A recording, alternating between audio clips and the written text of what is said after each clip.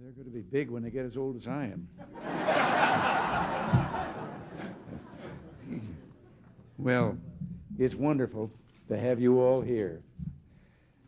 Nancy was going to invite you to my birthday party last week, but when I mentioned the way you like to celebrate, she said she didn't think that wearing Gatorade was presidential. So, next week in Washington, we'll be addressing the critical issues of excellence and competitiveness in American life. And I can't think of a better kickoff than having the New York Giants here today.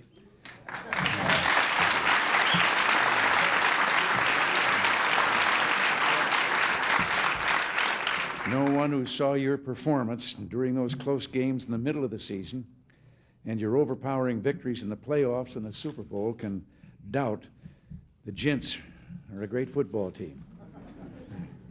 Now, I know Coach Parcells is a family commitment today and couldn't be with us, but I also know he's going to be a little upset with me for saying that. I read somewhere that he likes to keep everything nice and modest and humble and understated. I even hear that when, from time to time, great players like yourselves make mistakes, he issues only very gentle, low-key, even tender reminders like, now, linebacker Carson, that's a no-no. I guess the truth is that Bill Parcells is a little more outspoken than that. But I also guess that coaches do have a right to take the game seriously.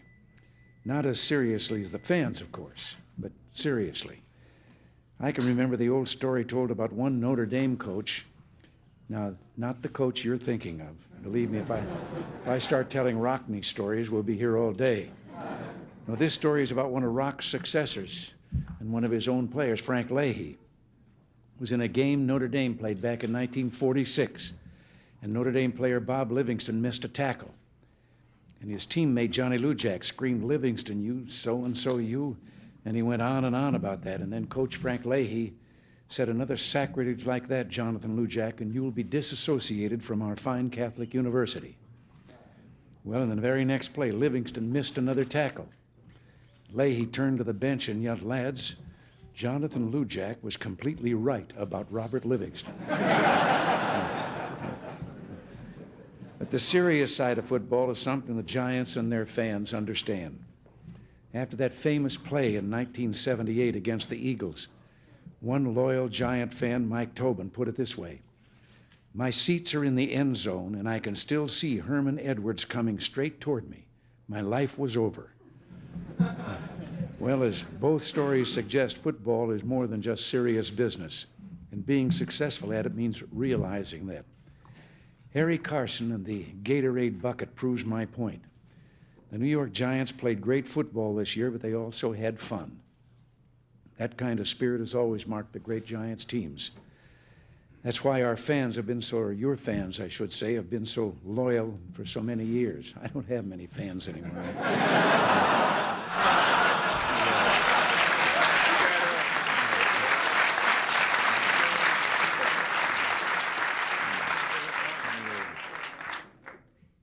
Well, they knew that someday they would have a great team again, and that such a team would mean more than just great athletes. It would mean a team with a heart, a team that liked each other, and a team that loved fun but loved winning more.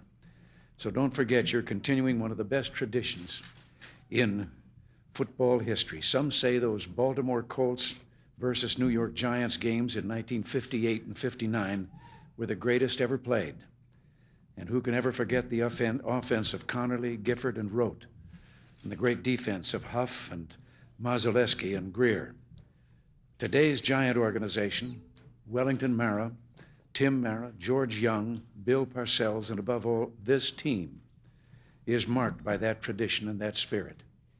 It's a tradition you've continued and ennobled. I know what a moment it must have been for you. Well, Mara, when Charlie Connerly walked over and hugged you after the Super Bowl. You know, I was going to mention some names now. I wanted to single out Joe Morris as the courageous spark plug who in almost every game got the offensive weapon going. And then there was Brad Benson's war with a great opponent named Dexter Manley.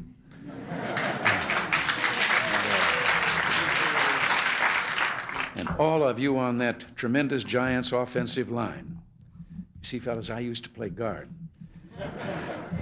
Right guard, that is. I'm sympathetic. And then receivers like Mark Bavaro or Phil McConkey. Phil, I guess you know I'm partial to flag wavers.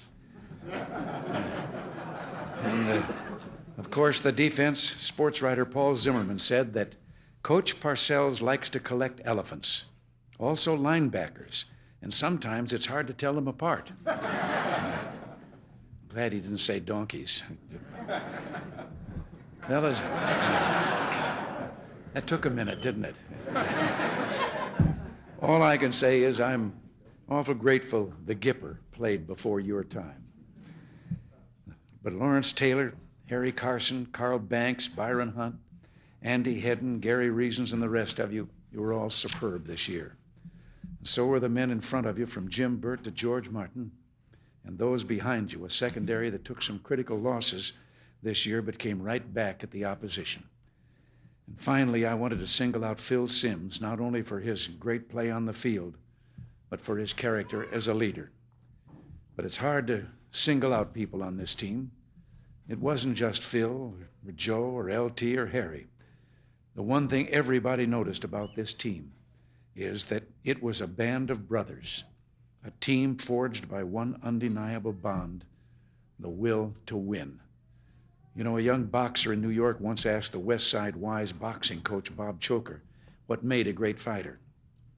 And Coach Choker didn't answer with, well, quick hands or fast feet or punching power or any of the number of other answers that you might expect. He said instead, a good fighter is a hungry fighter. Well, it's the same with football teams or in any sport. And this year, the Giants were hungry for victory. Victory for their owners, for their coaches, for their fans. Hungry to excel and to be the best. And hungry to prove that they were true representatives of a great and grand football tradition. That's what the Super Bowl victory meant. As George Martin said after the game, the Giants of yesteryear have passed the torch. So I want to congratulate all of you. George Young for playing such a crucial role in developing this team, Coach Parcells, the Maras, all of us today, all of America, salute you, and we salute you as the best. Thank you all, and God bless.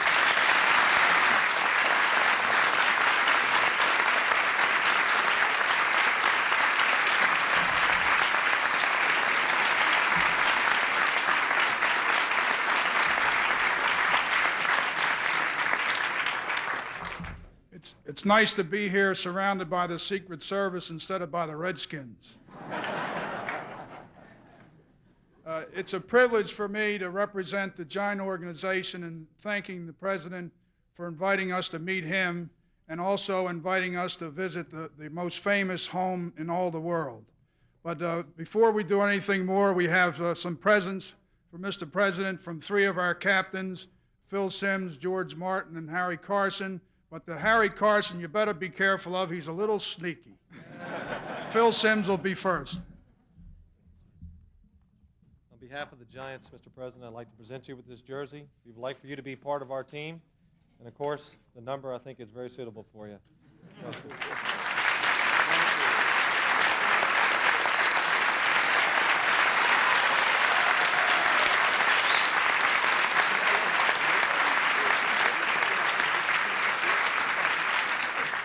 Mr. President, I had to talk some of my teammates out of dunking you because that's what they wanted me to do to you. But instead, I would like to present to you this visiting team jersey so that whenever we come to RFK, you can sit in the stands and root for the best team.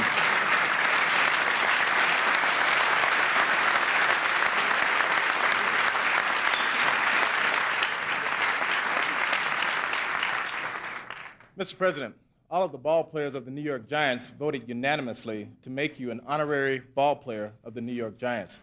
They did so only because they said that you and I were very close in age.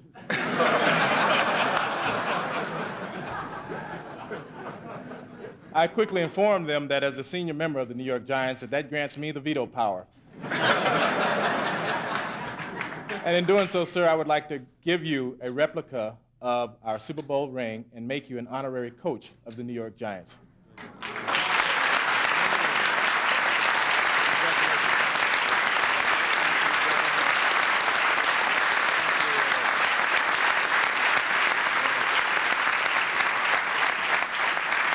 I